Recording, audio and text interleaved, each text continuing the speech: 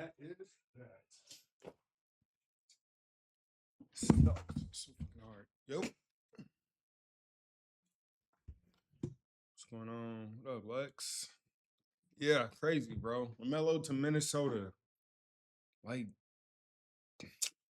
I don't know. First glance, it's an eye popper. It catches you like, oh shit, Lamelo's going to go play with Ant. That's going to be amazing. But at the same time, it's like, did Minnesota give up too much? I mean, the Wolves have been trying to get Lamelo for 2 years now. They paid the price with Nas, but there's a elation throughout the building about pairing Melo with Anthony Edwards. I don't understand why. You just gave up Julius Randle. You just gave up Nas Reed, who is probably your third best player on the team. I mean, he's your anchor for the bench, and now it's kind of like you guys are needing a power forward again. It doesn't make sense, man. And here's the other thing, too. Here's the other thing nobody's talking about. Lamelo gets hurt a lot. Lamelo misses a lot of games. I just don't understand. I don't understand. They were contenders, and now I think they just took a step back. I could be dead ass wrong. But giving up Lamelo or giving up Nas Reed and then giving up Julius Randle and then all those picks that go along with Nas Reed, does that make sense to anybody? Like, did they get and they just signed Ayu DeSumo?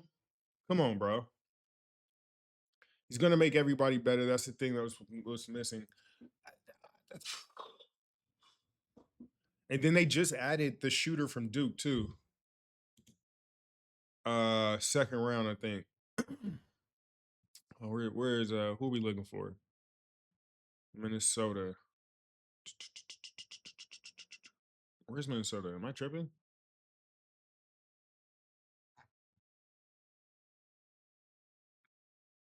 Or am I tripping? Who went to okay, hold up. Where's Minnesota? Am I tripping? Right here, Josh trade to Brooklyn. Okay. So what's the kid's name from Duke? Isaiah Evans. Yep, traded to Minnesota. I knew it. So they got another shooter too.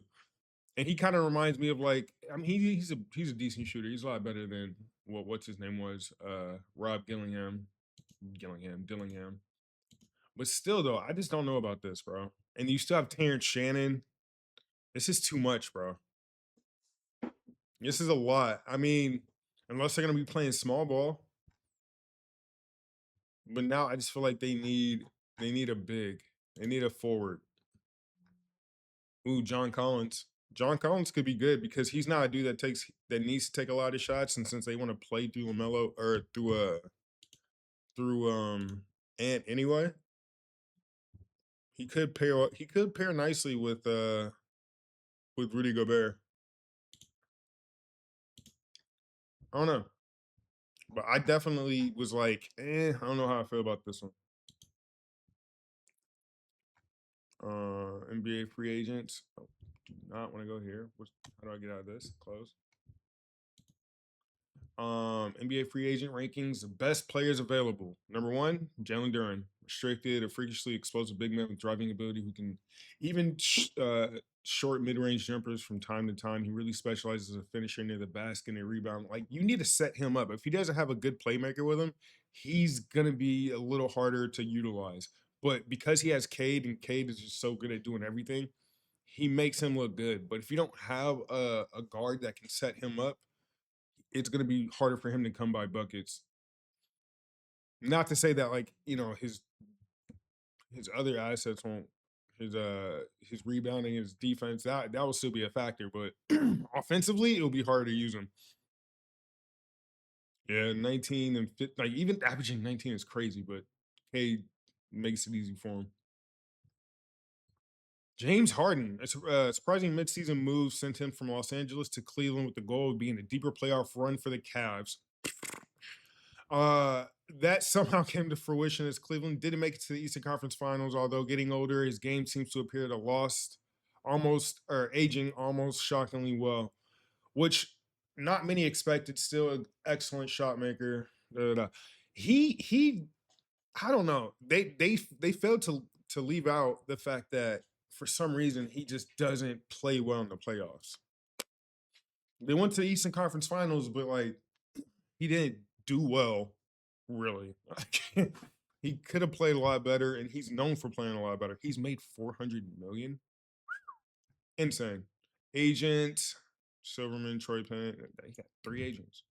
God damn.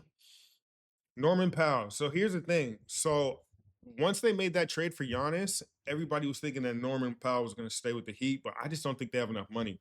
A breakout year led him to making his first All-Star appearance in 2025 as a 32-year-old. The timing was great, as well as he hit unrestricted free agency this summer. A smooth scorer who can get buckets from all 3 levels. His issues lie with his lack of passing. He gets a tunnel vision a little too often, and on the defensive end. But certainly a confident and efficient bucket getter who can help elevate a team's offense. He's going to demand a lot of money. Resign Norm, but like, unless the only way they can resign Norm is if Wiggins opts out of his deal and gets drastically and just takes a crazy pay cut. That's the only way that happens. I don't know if that's who knows. Who knows? I mean, Miami's been known to do exactly that, and they've done it to their best players like Dwayne Wade. So it's not out of the realm of possibility. LeBron James, he has a player option. He's finally started showing signs of his age this past season.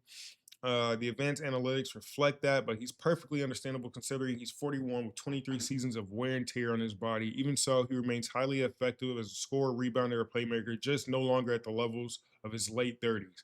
That's insane. That's insane to think about. Like they're comparing his game to like his late 30s, which was 10 years ago. Not 10 years ago. That was really like 3, 4, 5 years ago, but still, nonetheless, 581 million. That is insane. Isaiah Hartenstein, team option. Even if the Thunder let him go or hit free agency, that's not a knock on him as a player, but rather a financial decision. Duh. The Thunder. That's what's going to happen with the Thunder. They have so many picks that some of these guys are going to be really, really good, and you can't keep everybody. And you're gonna have guys who are like a big part of the team, like he was, but they're gonna have to like randomly let him go or like let guys go just so they can sign these younger dudes to a bigger deal who they have maybe a little more hope and faith in, or even just more of a cornerstone. But he could be a very good prospect, or not a prospect. He could be a very good pickup for one of these teams that need size, like maybe Minnesota. Um, I mean, if Cat leaves New York, he can go back to New York and be a big deal. Um, but I think he'll have a lot of good options. I think a lot of teams can utilize what he does, and he's proved himself. The Lakers, for sure. I mean, but yeah, it is going to be. But that's the other thing too. They just drafted that kid from Michigan, the super 7'2" guy that moves very well. So even if they let him go, which could be a possibility, they still have the other dude to come in and kind of pick up that slack or fill that position, as well as having Chet Holmgren, who to me, he's going to have a he's this is just the first matchup of a long career of matchups between him and Wimby. We gotta give him some slack because I think he's a really good player and he's going to figure it out. Like, mind you, if you had a bullseye on your forehead and Wimby's locked in on you, yeah, you're gonna have a rough fucking series. But I think that he has what it takes to kind of fight through that and use this offseason or this past playoff experience as a chip on his shoulder to get better in certain areas. So it's not over. Don't count him out. OKC still has a dog. He'll be fine. Zach Levine, player option. A capable, tidy scorer with the ability to make difficult shots over defending, a valuable skill set. He nearly shot 43% from three over the past 2 seasons and still has some bounce around the basket. Perhaps he could be more impactful and winning in a different situation. Zach is one of those ones, bro. Like, I think it's just another example of being super good, but not going to the right situation. You get labeled as like a guy who can't win, and that just might not always be on you or not be a reflection of who you are as a player. I just think if he gets to the right situation, right team, I think he could really put a good playoff team over to get them over that hump. But um, it's just all about timing. So we'll see what happens. Rich Paul too, another clutch kid. Kristaps Porzingis, health concerns remain his biggest issue. He's become a bit unreliable with regards to his availability. When he's out there, he remains a unicorn, a skilled big man who can shoot threes, score off the face-ups, hit pull-up jumpers, or drive slower defenders, and who can also protect the rim at a high level on the other end. He suffered some of the same health issues in Golden State. Yeah, that's the thing. It's tough, bro. These tall dudes, they're not always built for tough. If that makes sense. I mean, and granted, being 7'3" or whatever the hell he is, he does a lot of crazy shit. So that's probably a lot of wear and tear on him. And that's normal for big dudes, man. But I feel like when he's out there on a good team, remember when he was playing with the Celtics and they're in the finals and they lost to Golden State, he came back right before like that playoff series or that series had began, and he looked in that first game or first two games, he looked like he could be potentially a finals MVP because he was putting that team over the top. Nobody could do anything with him. But again, health issues kind of slowed him down, minute restriction, I think. So it's just one of those things. He has a he just has to find a good situation like Embiid. Embiid just happened. You know how he's falling apart? His team was just good enough at the right time for him to get one last push to like really help that team try to go far. And granted, they almost went to the conference finals, but I think they just ran out of gas and he started to tail off. And that's how it goes. But same for him. If he finds the right situation, he could be very valuable. Walker Kessler, restricted free agent. An elite rebounder and a shot blocker. Here's another throwback big man without much jump shot ability. Regardless, there's still a place for a player like him in the modern NBA as he makes a huge impact defensively and is a good finisher out of the pick and roll near the basket on the other end. So I heard that he was trying to he wants a big deal. He wants a big contract. And I always tell guys this, especially on their first contract, like, bro, sometimes you just have to take that first contract. Don't be one of those dudes, especially if you're like a Walker Kessler who's already he's going to make a shit ton of money in his career. You can't always be so thirsty to like get the biggest deal at that moment because then it's going to sometimes turn teams off and then you could be stuck in one of these fucked up positions where now you are a unrestricted free agent and you're in a crazy free agency season or off season summer, and now you have to take one of these fucking 1 year or 2 year deals, and you might not go to a team that necessarily fits your needs. So what I always tell these young dudes is like, bro, you're gonna make that money back. Take the first deal. Like, yeah, negotiate a little bit, but like don't try to be out here just like I want all of this, X, Y, and Z. Like, don't go for that. Just go out there, take that first deal because it's a shit ton of money, and then use that next 3 or 4 years to get better and then prove to them that yes, I should have been on a much bigger deal. Please pay me now. It works so much easier when you can go that route. But I see so many guys all the time, like just they won't take that first deal. You guys ever remember a player named Shabazz Muhammad? He played with the Minnesota Timberwolves. He did the same thing. Like I remember he got offered like 40 million over a few years or some shit, and he turned that down. And then he ended up signing like a 1 year deal, I think somewhere else, and it just completely just blew his chance. And then that was it. Not only that was it, like he was out of the league, bro. So it's just sometimes you have to take that money. Like I think even fucking Dennis Schroeder, he did something like that. He didn't take the money the first time. I think KCP did something similar in Detroit. He didn't take like $80 million deal. And it worked out for him. But like it doesn't always work out for everybody. So sometimes when you're a really good player, you gotta take that first contract, and then they're gonna re-up at some point. Even if you gotta take a smaller contract. Just take the first one, bro. You don't want to be in a situation where you're kind of just like you have 1 year to prove everything. So it's whatever. Just joined. Who y'all talking about? I was just talking about how he wanted a bigger deal, and as a first year, it's like a dude entering his first contract negotiations. Just take the first one and then come back a few years later to prove that you're worth more money. Fred Van Vliet, another player option. If I was him, bro, I was thinking about this yesterday. If I was Fred Van Vliet, depending on how you like the situation in Houston, I would potentially think about leaving and trying to see what I can get going to like Miami. Because one, they need a point guard. They have Davion Mitchell, and he's a solid point guard, but I feel like he would serve better as a backup. And with a guy like Fred Van Vliet, who has a ton of playoff experience, a championship, that could serve better. And that just could be a better situation for you. They need exactly what you do. Um, it could work out. So, but we'll see. We'll see. But there are questions about how he'll look upon returning from an ACL tear, especially at 31 years of age. Will he even put up the optimal, or will he opt out his final year of his contract without much or any sample size of the 2026, or as he recovers from injury? That's a question. That's going to be what teams use to negotiate against you. That's going to suck.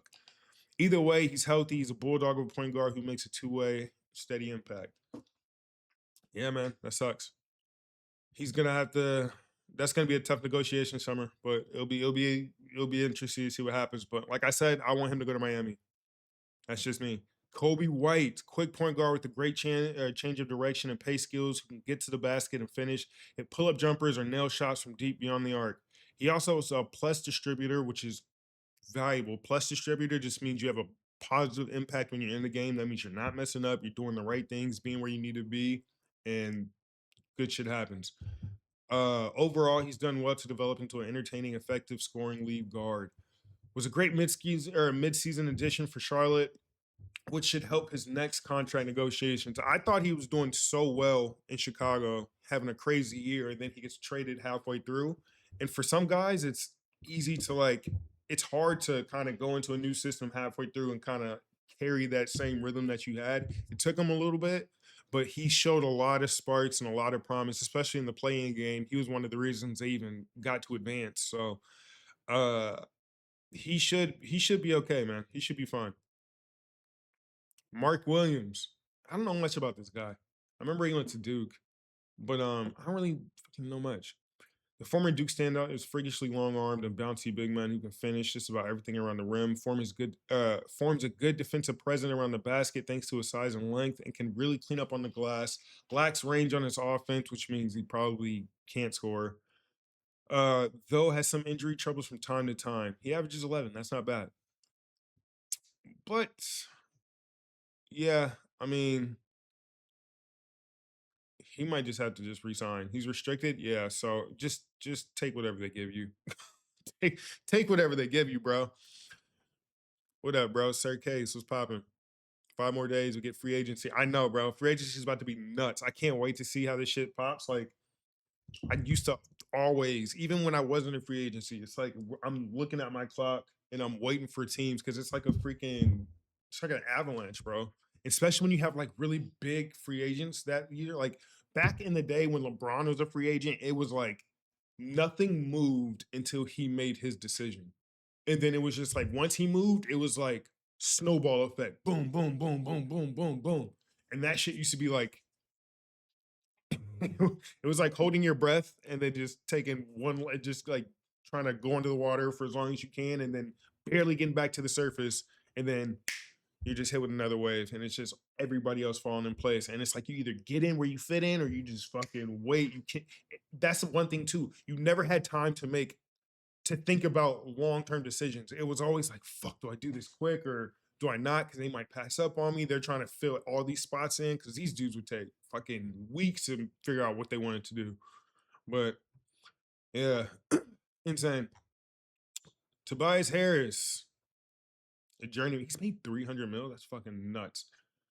He's made a great impact in Detroit, helping the team shift the culture and turn into a winner, good 3-point shooter and face-up attacker who's a versatile defender thanks to his quick feet and ladder or to his quick feet laterally and solid base of strength. Yeah, he's always been like that. Solid dude.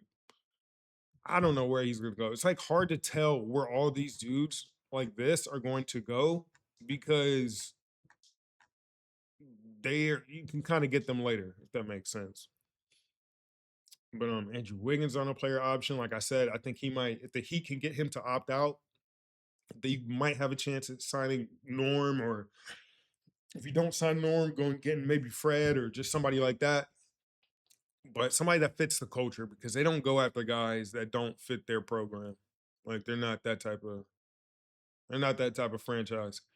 Anthony Simons is a freaking, I always say his name funny. Anthony. It's like not Why is it not just Anthony? Anyway, Anthony Simons, a fantastic scorer with deep range and a fantastic athleticism near the rim, can stop on a dime and nail tough jumpers from all over the floor, including from three. He has the ability to get hot at a moment's notice and has spurts where he looks like an all-star guard, but doesn't play defense. He averaged 14 last year.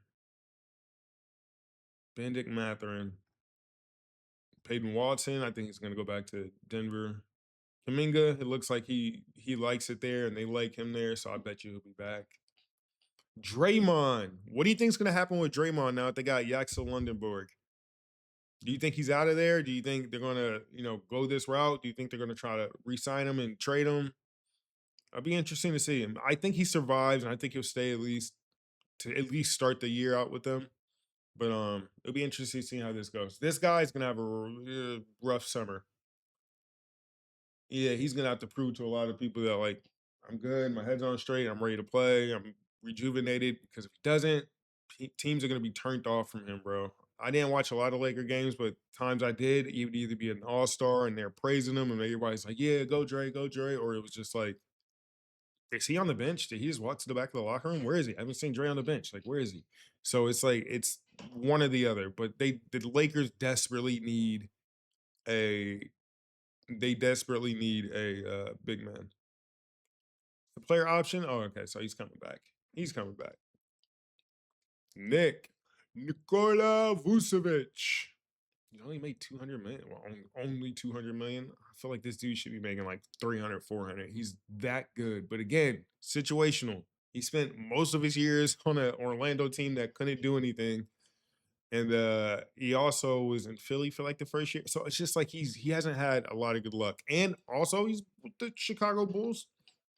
Just a rough time in every team he's gone to so far. But again, if he got to play in freaking Boston his whole career, he would be beloved like Al Horford. But again, it's just all about timing and place. Who was I talking about he should go to? He should go to I hope yeah, he's a free agent. All right, I think somebody like Minnesota should get him. Minnesota now needs a power forward.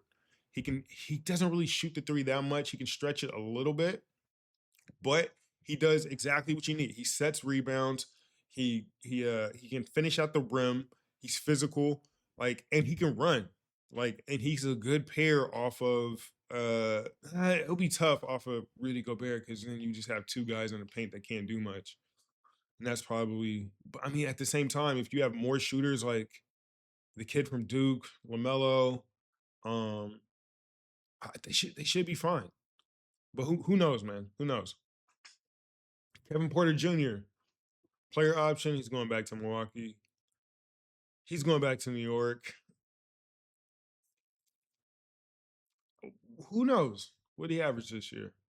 13 points. I'd keep him in Philly if I could, because they already got a group of good guards. And then who they just draft? Who did Philly just draft? LeBron Philin.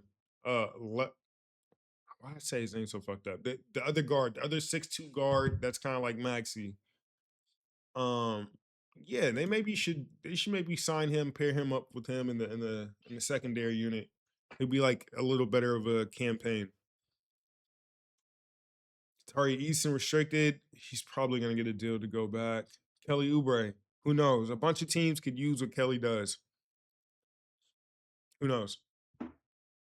Champagny, go back to San Antonio, brother. Player option, you know he's going back.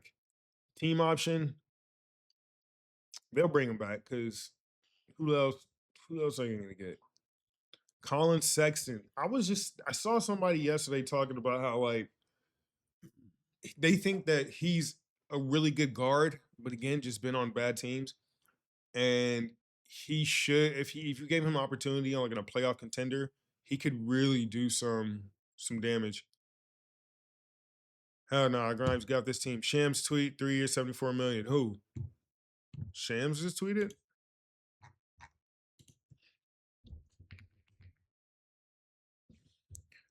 Shams Sharania. Kobe White. Kobe White's 3 years, 74 million to return the shit. I told you, bro. That's a good deal. That's a good deal. I like that, bro. He's gonna like that too. That's a really good deal. He'll be beloved there. I like it. Not a bad deal. Good job. And then Harrison Barnes. Who knows? He barely got to play this year. Team option, you know he's coming back. Nurkic, we don't know. Oof. Injury prone, but really good when he's in. I like him. Player option, he's going back. Timmy, who knows? Timmy can end up on a different team. He can end up on a different team somewhere. I can see that. Player option, he's going back to T.O. Luke Kennard, who knows? There's a lot of free agents. Landry Shamer, you going back to New York. He's coming back. Sack. Okay. It's whatever. Anyway. But yeah. Hey, so there was a player. So I was thinking about who had the best draft, right, out of every team. And I'm starting to think it's the Chicago Bulls.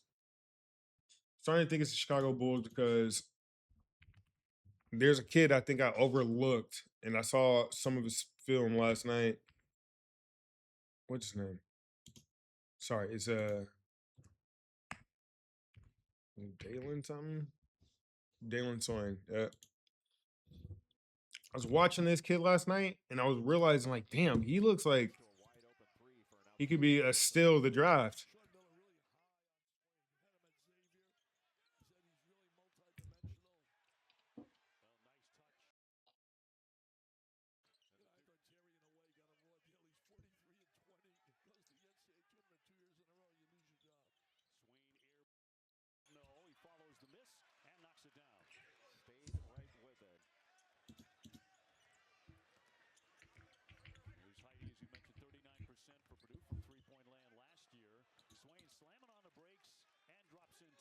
He's 6'7".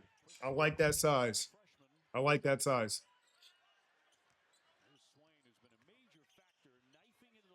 I like that size because it gives you the ability to still get up over smaller defenders. And even like guys your size. Good size.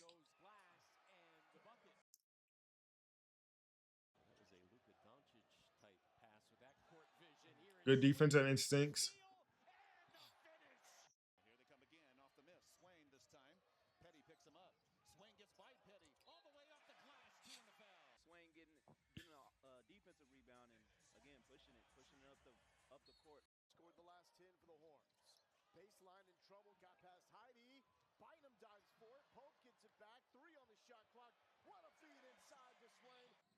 Yeah, between him and Caleb, bro.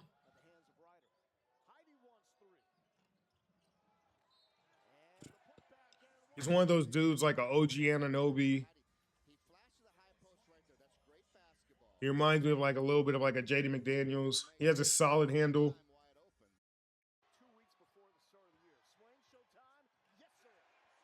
Almost like a what's Keldon Johnson a little bit. Yeah, he could be a guy that could be a good player in the league. His game looks like it translates.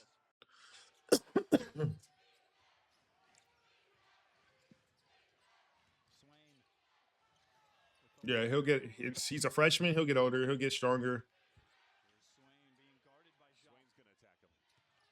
I want to see him jump shot though. Tough. Gets into his body. This is something that it's hard for a lot of guys, especially younger dudes, to learn.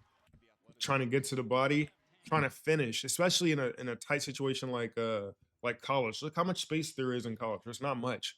Like guys can sit in the paint all day. They help crazy. There's like 4 dudes in here. Pretty much the whole black team's in here. But when you find a lane, instead of like going away from this guy, you want to go into his body, right? Because that creates a space rather than you trying to just finish it and finesse it out here. Hey, thanks for the bits. What up, Gucci? Instead of driving it out here and taking this tough angle, you make the first contact, and then that puts you like right in front of the bucket. With the left hand, that's nice.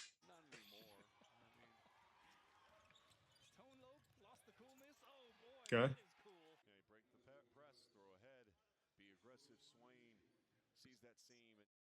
He could be good, man. He reminds me of like OG Ananobi. He just do a little bit of everything. I want to see him shoot though. Oh, oh my lord.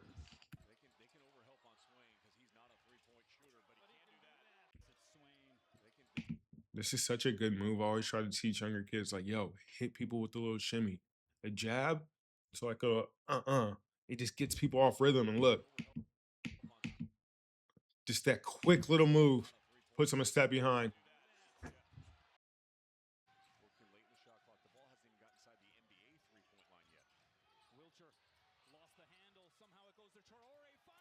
Yeah, I want to see him I want to see him get a jump shot, man.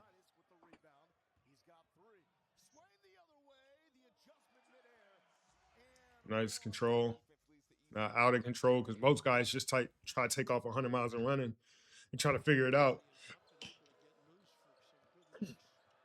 Shoot him, man. Damn. I want to get straight to the hoop the whole time.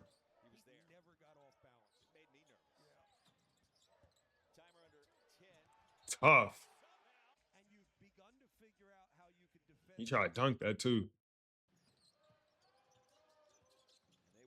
He has a good handle though. Too easy.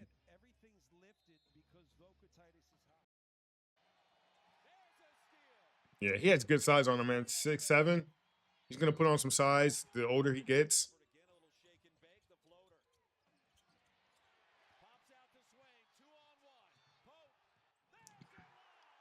I like it. Between him and Caleb, man, that could be a nice little tandem. Nice little tandem. But okay, I want to talk about sets, NBA plays, just kind of show you guys the visualization of like what is happening out there, how we run it. I know somebody yesterday asked me like, "Hey, could you explain the split action?" So there's a bunch of different sets. I'm just gonna start off with like 2 or 3 because I want to like overload you guys with just a whole bunch of different terminology. But this is a split action made famous by the Golden State Warriors. They like to play a lot of 3-man action, and split actions between 3 people most of the time. We're just involving 3 different players involved in one little action on one side of the floor, right? So this is pistol. It's pistol hammer. Anyway, we'll start with the split action. Golden State post splits. The post splits. The post splits. I have been wanting to have this conversation with you for so many years because I have said the Golden State post splits, specifically with that team, is like the hardest action to guard. Yep. You guarded it 4 straight finals. Yep. What are your thoughts on how to defend it? Hey guys, welcome to the film room. We're about to break down the split action that the Golden State Warriors have made famous over the last few years and look at the most basic principles of it and then expound on why. It's not like the modern day. You said the video's a little low. What do you mean? Volume? Oh, let me turn that up. But it's not like the is the can you guys hear it? Anyway. Successful. So at its core, I forgot what I was gonna say. Anyway. Anytime you throw the ball into the post and the 2 closest players to the ball are going to screen for each other, typically in this combination right here, where the guard is going to come off for a shot, and then the screener can either slip or pop. Now, the 2 primary reasons why this action is difficult to guard is because, number 1, it forces the defense to communicate. The 2 guys that are guarding the split action have to be on the same page about what they're going to do. Are they going to switch? Are they going to stay matched up? Are they going to chase the screen or shoot the gap? There's a lot of things to be on the same page about. And that's where like principles come into turn up the hold up. You guys can't hear it? Second reason is that better? Is that this is one of the few actions in State Warriors have made. Is it still low? Made famous over the last few years. Great. And look at the most basic principles of it and then expound on why they have become so successful. So at its core, a split action is anytime you throw the ball into the post and the 2 close. Okay, we'll start over. Specifically with that team, we'll start is over. like the hardest action to guard. Yep. You guarded it 4 straight finals. Yep. What are your thoughts on how to defend it? Hey guys, welcome to the film room. We're about to break down the split action that the Golden State Warriors have made Go famous Spurs, over the go. last few years and look at the most basic principles of it Here we go. and then expound on why they have become so successful. So at its core, a split action is anytime you throw the ball into the post and the two closest players to the ball are going to screen for each other, typically in this. And mind you, it doesn't always have to come from here. The entry can be anywhere. It could be if there's a player down here, it could be at this elbow, it could be at this elbow, it could be at the top of the key, it could be at the top of the three. It's just wherever the playmaker is and where they want the ball. And sometimes they'll decide where they want to do this based on, their defensive personnel, who they have out there, who they think they can take advantage of. Or if they just are playing well from a certain area, that's how they determine it. But or it's just like sometimes if a guy likes making passes with his left hand, he might want to be on the left side. If a guy likes making passes with his right hand, he might want to be over here. So with Draymond, that's what makes Draymond so good, is because he can pretty much play make from everywhere, pass with both hands, and has been really good at that, over the course of his career. So that's just how Combination right this here, is just how where they the run guard it. is going to come off for a shot, and then the screener can either slip or pop. Now, the two primary reasons why this action is difficult to guard is because, number one, it forces the defense to communicate. The two guys that are guarding the split action have to be on the same page about what they're going to do. Are they going to switch? Are they going to stay matched up? Are they going to chase the screen or shoot the gap? There's a And so what he's talking about, the way that teams figure out how they want to do that is like most teams will have principles that they live by, that they establish like early on in training camp.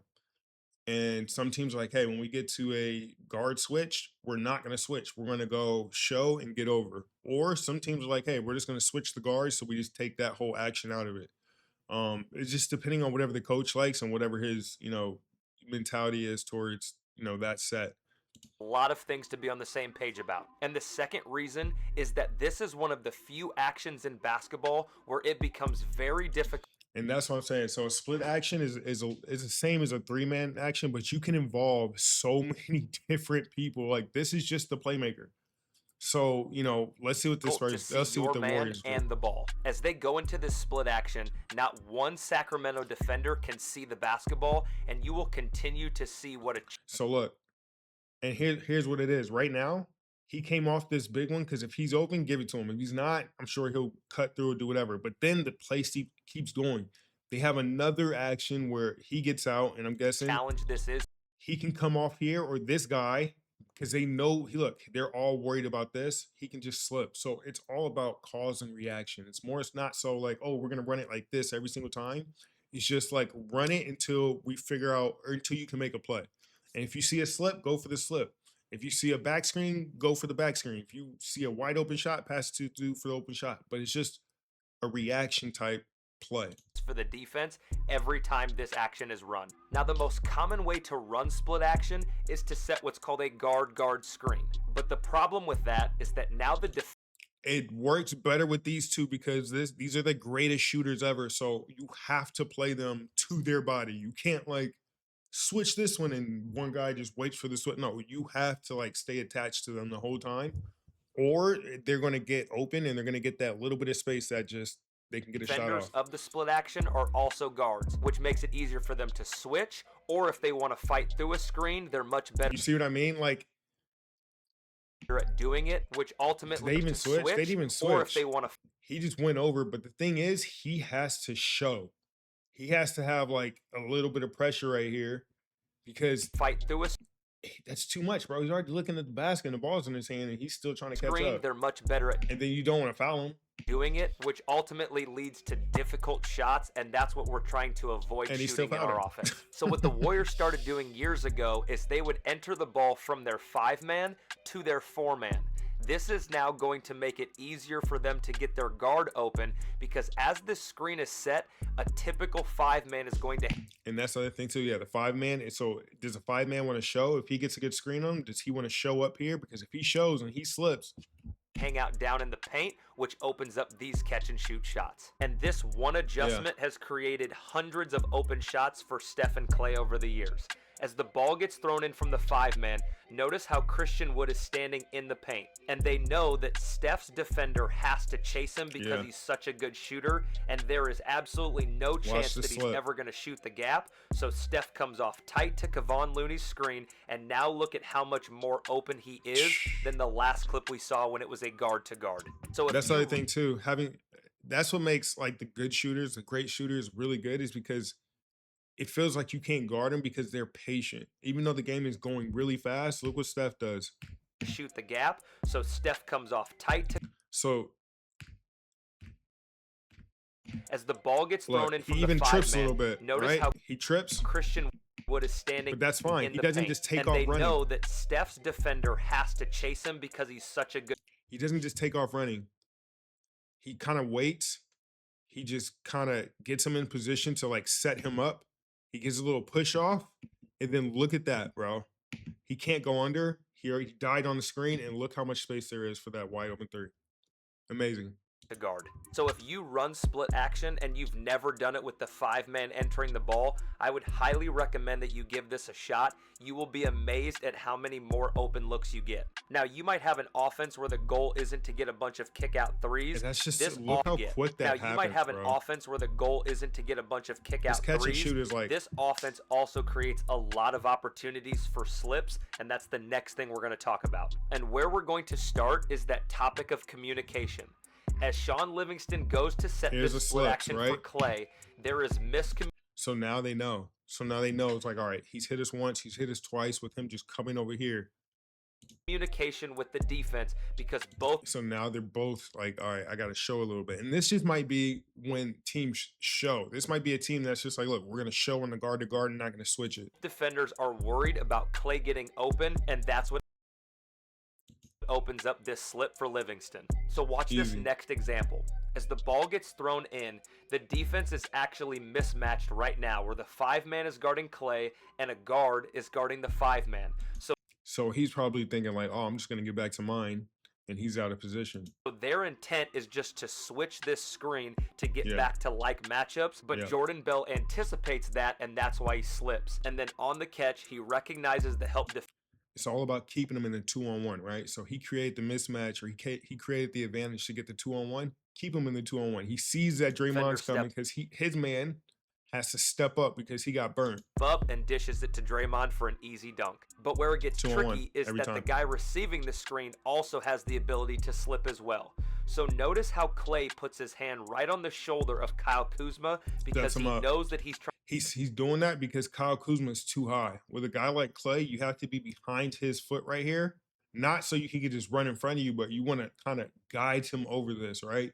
But when you're anticipating this little action and you take a step up, just a slight step out of position, Clay feels that. He already knows, like, and he's looking at KD like, I already know what's about to happen. That screen, he pushes off of him, slips to the basket, and gets an easy layup. And like, then in an almost identical situation where the Lakers. And it's so hard to guard because they have elite shooters. And you know, like they don't want to die to the three. They don't want to die to the jump shot because you know that's what gets them going. So they get out of position sometimes, or they over anticipate, or they just get a step out of the play, and it's just didn't want to give up that same slip to Steph. He notices that his defense. Look, one of these guys is going to slip because look how he's guarding him. He's on his back foot, but not like so much to where he can't just cut. Trying to force him into the screen so that he doesn't give it up, but Steph uses it against him and still slips to the same spot for a floater. And if you have a 5-man that can shoot the ball, this basically becomes impossible to guard. As Clay comes. This is what it means when they say like a young player has really good quick decision making. When they said Cameron Boozer has really good quick decision making. All of this happens so fast that guys are like, especially like the first or second year players, it takes them a second to like kind of realize like what's happening, but like kind of how to react to it, because they might react to one or two things, but if a guy like Steph or Clay is putting the third or fourth move on you, you might get froze at that and like be out of position and be like, damn, he just blew by me. And so that's the game that we play within the game that we're playing. So it happens so fast. If you don't get a hold of it, like, to take away any layups, it becomes very he now difficult gives to up guard. This much space to Boogie, who gets a rhythm catch and shoot three.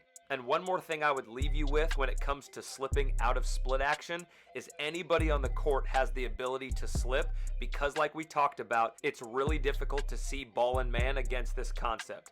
So while everybody is worrying about Steph and KD, this defense... Like, could you imagine, like, all right, I'm guarding Steph, there's KD, and then there's Clay.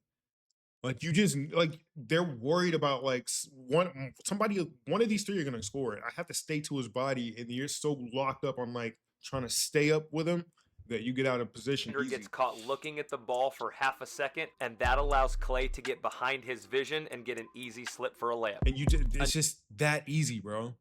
Because these guys, they make scoring so easy that... Another advantage of split action is how You're it walking on opens up pins your and nails out there. post-isolation game. As you start finding success doing these things we've just talked about, these defenders are going to lock in on their matchups. That's going to create these one-on-one post-ISO situations. You see how much? Yeah. So, and that's the other thing too. So first you die to the three-pointer where Steph just comes over, gets off the screen, open three.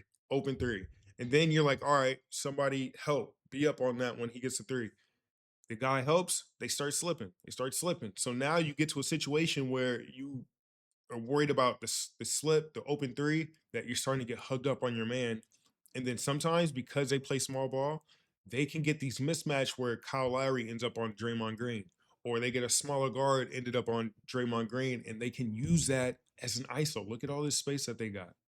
And that's because everything else was working. Where there's no help involved. As you watch this next possession and the ball gets thrown into the post, because the guards don't run anything and they just stand and watch, notice how this defender right here, who is referred to as a dig defender or a help defender.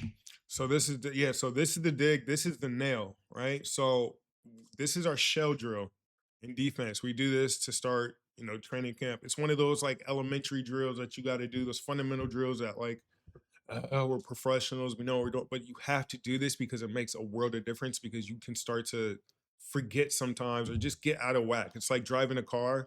You drive it so long that the wheels need realignment. Like, it's just one of those things where you have to get the fundamentals back, and it helps tremendously. But this is the shell drill, right?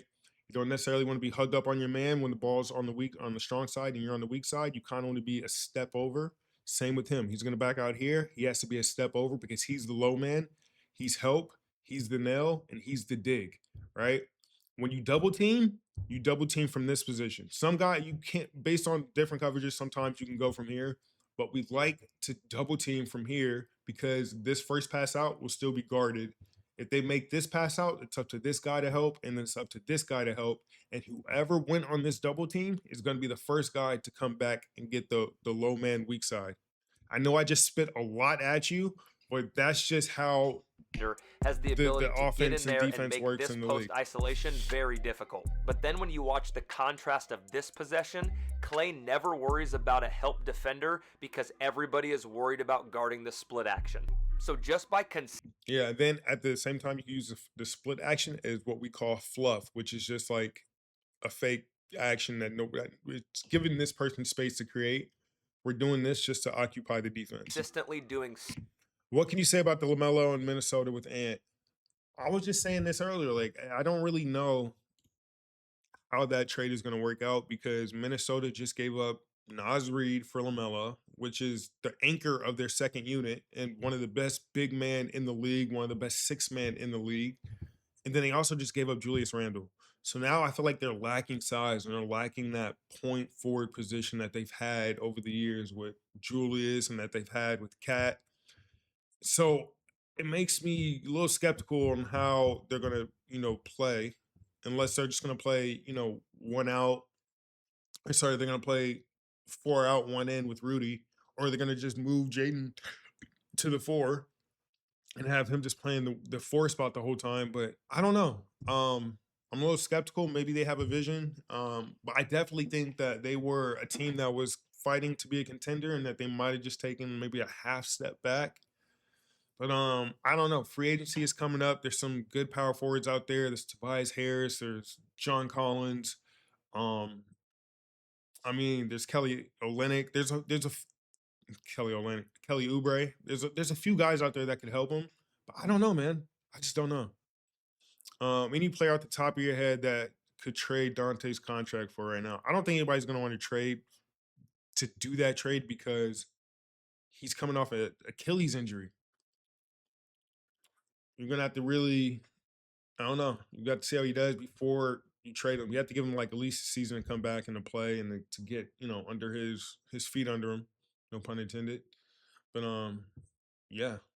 Something on the perimeter when you throw the ball into the post. But yeah, that's the split action. Another action that I'd like that is much simpler to grasp is called the pistol action, right? It's when you keep the ball on the sideline and it's a two-man action almost. It turns into a three-man action, but it's a two-man action that gives this guy the ability to play make. He's kind of like the guy down here, but up here on the wing, and it's usually a guard. So, and this is how people started too. So you can either do it with a dribble handoff, or you can dribble past this guy, or this guy can pass it here and run off of him, or he can run off to the corner and do a pick and roll, and then he goes and gets it. It's just so many things you can do with the pistol action. But people run it different. Right? This is one of the most common ways. It's just he gives it back to him. He runs off the flare. And then you go into a single side pick and roll where it's an empty side. Oh, and they're in zone anyway, so it doesn't matter. Pistol chase, handoff. So he hits it back to the guard. And that guard can just get downhill because that's an empty side. Especially if you have a small, quick attacking guard, you can just get straight down here. Dante has 1 year left. It would be bad to a team that would take that contract. Yeah, for sure. You kind of just have to live with it.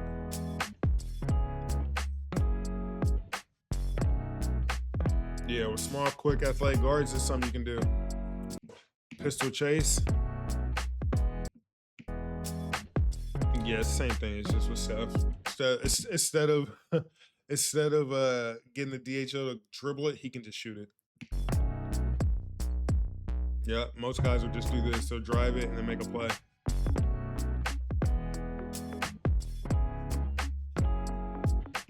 Pistol chase, yup. Handoff, flare. Then you can go to like a small pick and roll down here. This is a pick and roll, but we can run it from this short corner. Brent Forbes needs to get way the fuck out here because this dude will just stand here and then he'll fuck the pick and roll up. But you can do that to do a few things. He can drive it off there because he's really good at the mid range, or he could just throw it into the post and do a post up. But just play ball out of it, make a play. It's not always gonna look perfect, but whatever gives you the opportunity to score a bucket, we'll take it. Right there, right? So they go into a pistol action. He goes into the short post. He sets his pick and roll. And it's harder because it's like you can't shove right here because this is an easy slip. So you have to go over. And so when you go over, there's still sometimes that big will get caught helping. And then it turns into this little pick and roll, just like a throw it to the rim type of deal. Festus is easy. Pistol handoff. You can do a lot of different things. Like some things I used to like, this is a play that my coach used to run for me. It kind of looks like this. Imagine I'm JJ Redick, right? We do a pistol action. I give it back to the big, or I give it back to the guard. This guard will dribble it to about right here. And then I'll run over here, right? And then this big will look like he's about to come here and then turn around and flip this screen. And then I'll come right back off for a three right here. So you can run so many different things out of this action. It's just about what type of personnel you have. There you go, JJ. Okay, pistol keep, right? So this is something that we used to run for Tyler Hansborough when he was like played 1 year with us. We would run pistol, and depending on who we had, we'll have like DeMar or Kyle Lowry bringing up. We'll run a few pistol plays where it's just like a DHO back to Kyle, and he'll either do the chase action where he gets the layup, or he'll go into a pick and roll with DeMar right here and come off. But then when we catch these guys after we burn them on that play a couple times, we'll just say, run keep. And we come down here, and then this big just keeps it. But he doesn't always do this, right? sometimes if they overreact to this and like they think it's going to be a handoff, he'll take a step this way and he'll keep chasing them, and then that just creates a lane. We'll tell the big to like stay out here, and that creates like this little pocket where he can just drive right here to the basket. Maybe they'll run it in a couple other pistol keeps, but you can go into another pick and roll with it, but it's like it's not really what you want to do. Pistol keep. Exactly, just like that. And you just go. Keep. And then go into another. Nice. Ball screen. That works sometimes. Good ball pressure. He caught the ball way out there. He went too early. You got to wait for that screen. And that's why you got to let things develop. Like instead of putting the ball on the ground, just hand it or let him go through, hold it, and then let him get a good screen, because now this screen is messed up and he can't really do much with it. But luckily, you made a play. Somebody else made a play. That's the thing about basketball. Sometimes you can run a play. You could, you could play defense on a play like this really well, right? Take away every option and it still gets kicked out to somebody who can just make a tough three. That's basketball. That's just how it goes.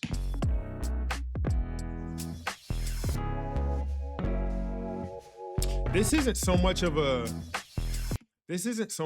keep situation. This is a keep. It's more just like a DHO to like a pick and roll. Weak side pin down. Oh yeah, you could also do that too. So again, you can run this as fluff action. Usually when guys do a handoff like that, you got to look for this other weak side option, because if they have a big like Mo Spades and Clay, this guy can come out here and just make a quick pin down. Yep. That's so tough. You think Caleb is the best? Do you think AJ is the best player in the draft? I mean, I don't know, bro. This draft is deep. I could definitely see like a Caleb Wilson being potentially being the best player, having one of the best careers. But at the same time, based off what I'm seeing right now, oh my God, bro, AJ's nice, but Caleb could potentially be one of the best players. I mean, Darren Peterson has a chance. Cam Boozer has a chance. But Darius Acuff has a chance. There's a few players who can make a case, but we'll see. We'll see. We'll just never know. We'll never know. I mean, we'll know sooner than later, but right now. All right. So what is this? Pistol hammer. All right, another variation of pistol. We just went over like the pistol keep, pistol hammer. Pistol keep. Just regular pin downs, all that. So this is what we used to run for. So I can guarantee you right now, it's for Fred. This is for Fred. They're going to run like a little pistol action, and it's going to look like it's for whoever's over here. But then once this player brings the ball down here, this guy's going to set a back screen on Fred, and he's going to get a wide open shot once he runs to the corner. It's actually pretty clever, and it catches a lot of young players sleeping, because you're watching the ball over here and don't even realize your man is boop going over. For a little dribble handoff. With this dribble handoff occurring, we're going to see Van Vliet and Anunoby. But it's all about timing. He can't go too early, and he can't take off too early. Because if you go early, it's going to trigger everybody else to be like, yo, pistol keep, or pistol hammer. Causing their defenders to have to communicate and be occupied on the weak side no matter what. He's doing a lot of ball watching. It's exactly what you want when you're in this position. Come off this dribble handoff and attack in the lane. As Lowry attacks and gets downhill in the lane, we're going to see Gasol set this weak side hammer screen. So the reason why is because he sees that this guy has a clear bucket or clear lane to the bucket. He has to step up, right? He's in hope because he doesn't see his man. He thinks his man is just rotating out, but really what's happening is Fred is flying down here for this screen. And we can see the eyes of Holiday and Redick and Melly are all attached and looking at what Lowry is doing, which is attacking the rim. As he attacks the rim, Gasol is going to hit Holiday here on this perfect side screen. hammer. Look at that. Van Vliet catches for a wide open shot for a three. Perfect. His team is up by 3, 125 remaining in the fourth. Lowry, Van Vliet. +6 in 3-pointers and a +4 in free throws. So they've been the more aggressive team getting to the line as well. Great setup from Fred.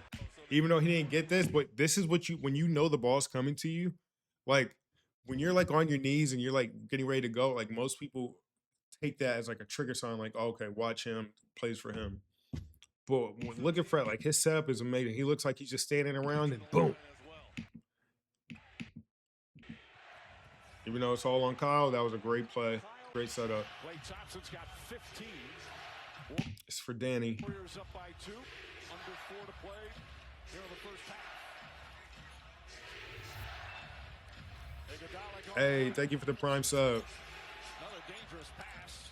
Green's pass to Ibaka and Serge See? Ibaka. Great defense, and somebody just ends it with a freaking push hook for 2 points. It's competitive. Puts game pressure on Philadelphia late. What is their response? Siakam. And that's the thing. The play is not always for the same person. You have to go out there and make a play. We're running a set just so you can go out there and make a play when you see it. It's not always going to be for Danny. It's not always going to be for Kyle. It could be for whoever is open at that right time. What is their response? Right? Siakam open again this time. Like sometimes when you're hunting a player on defense, you can hunt him out from any single set, any single play. Knocks it down. All love, you're one of my favorite players. Learned so much from your game. Appreciate that, bro. For Philadelphia, 13 overall. Give and go. Tough. To the cup. 55 u tom Guanu. Hammer. Imamo novu utakmicu 17 Yeah, there it is. minuta do 3. kraja. Bang! All right, let me see if I can find a play that I used to run all the time. What was it called? Fist out 5 week. No, it's not it. That's just 5 out. 5 out away. There's a place to run all the time. Nope, I didn't even see it. Damn. Whatever.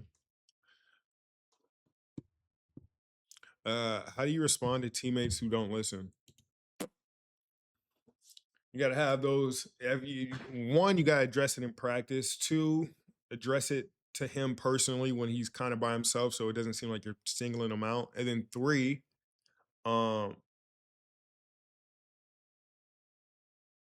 yeah, then you resort to like public humiliation. Hey, in the middle of freaking the halftime, you got to call him out. In the middle of timeouts, you got to call him out. You just got to kind of be on him. You can't just like, I don't know. It's not one of those things you just say once. You got to say it to where he's like, when you open your mouth, they know exactly what you're going to say. Because then it's in their head and you know that they're just either being lazy or sabotaging you.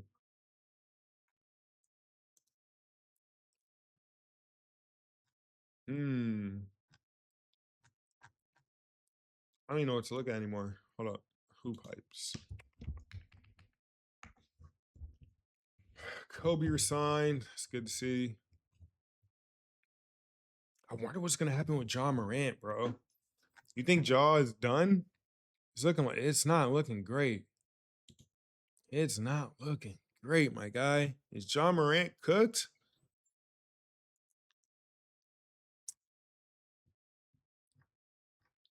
Man, oh man.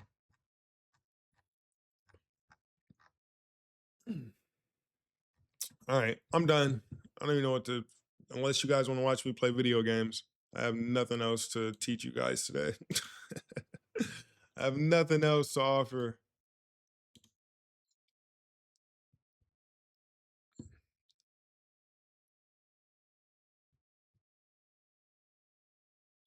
Malik Thomas, who is this? Ooh, hold up.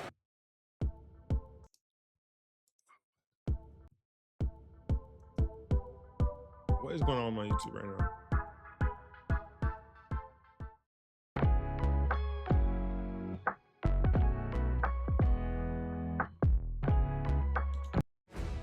I am a fan of Golden Hoop. The game winner. Lamelo hadn't done anything in a while. Oh, he has now! What a dime! Lamelo to PJ!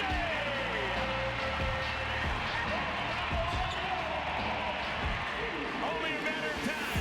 No doubt about it. In traffic, picked off by PJ. PJ. Oh, fancy dribbling PJ. Lamelo.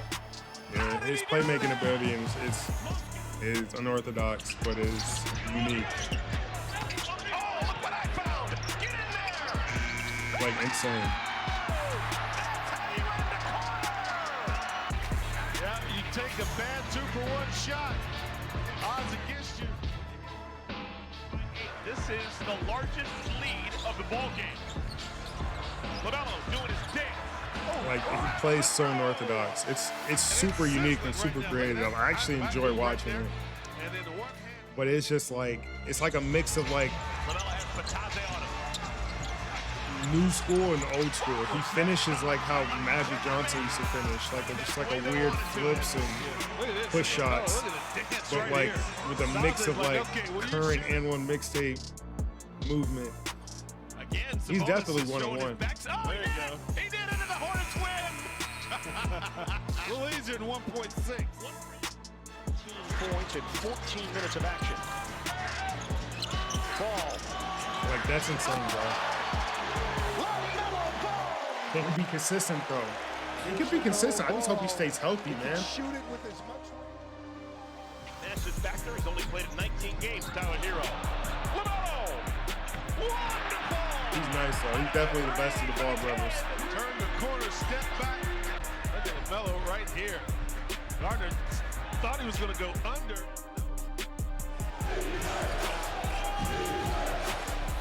Ball penetrates. He scores. And one. Third quarter here. So the push on Miles Bridges does it all by himself this time around. Hey, you see me? All by himself this time around. I was like, that motherfucker tough. Does it all by himself this time around. He been nice though, I guess. This is insane what he just did.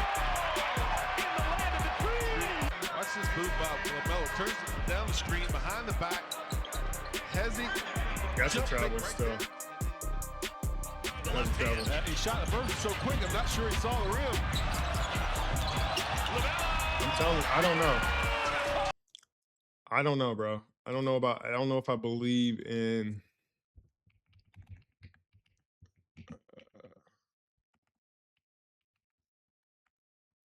I don't know. I just don't know how I feel about this Minnesota roster now.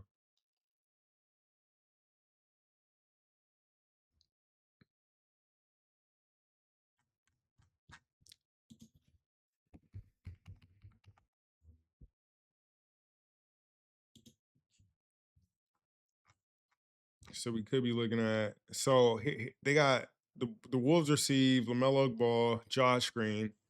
Hornets receive Naz Reid, unprotected first round 2033 pick, first round pick swaps in 2028, 2029, and 2030. Second round picks in 2029, 2032, and 2033.